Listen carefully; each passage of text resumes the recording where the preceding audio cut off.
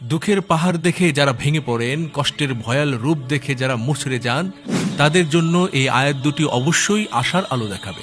বাস্তবতা হলো, কোনো দুঃখই চিরস্থায়ী নয়, যেমন চিরস্থায়ী নয় রাতের আধার, আকাশের কালো মেঘ। প্রকৃতির এসব বিষয় নিয়েও যদি কেউ চিন্তা ভাবনা করে, তবে খুব সহজেই সে বুঝতে পারবে।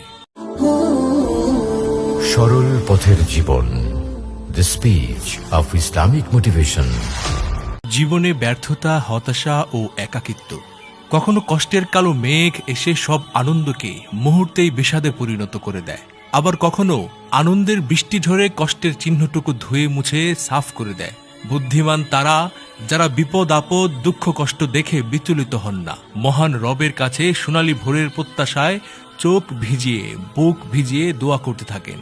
কারণ তারা জানেন এই বিপদ একদিন কেটে যাবেই, হতাশার জীবনে আশার আলো ফুটবেই। পবিত্র কোরআনে সেই কথাটি উচ্চারিত হয়েছে বারবার। আল্লাহ তাআলা বলেন, সুতরাং কষ্টের সাথেই রয়েছে সুখ, নিশ্চয়ই কষ্টের সাথেই রয়েছে সুখ। সূরা আলাম নাশরাহ 5 ও 6।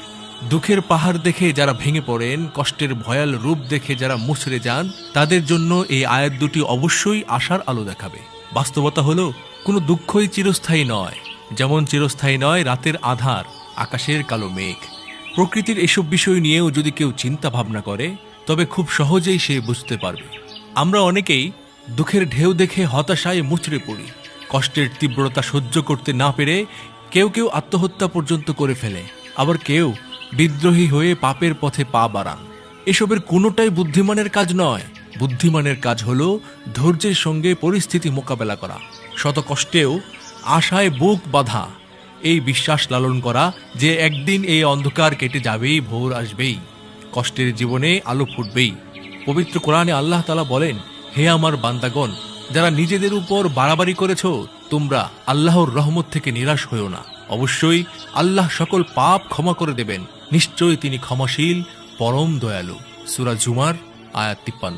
তাই আসুন আমাদের দুঃখের জীবনে আশার বীজ রোপণ করি। একদিন এই বীজ মহিরুহে পরিণত হয়ে আমাদের সব কষ্টের অবসান ঘটাবেই ইনশাআল্লাহ।